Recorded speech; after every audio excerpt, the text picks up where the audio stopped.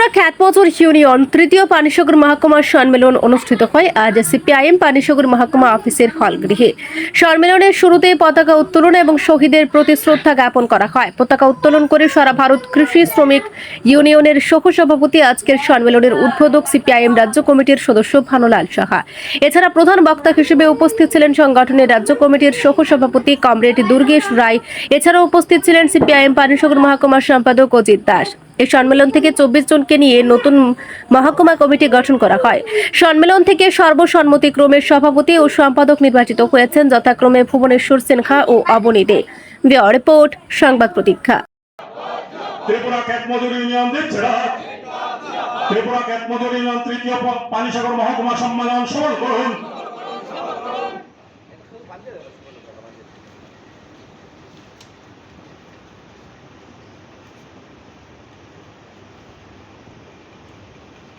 শহীদ বেদিতে পুষ্পস্তবক অর্পণ করবেন সারা ভারত। ব্যুরো রিপোর্ট, সংবাদ প্রতীক্ষা।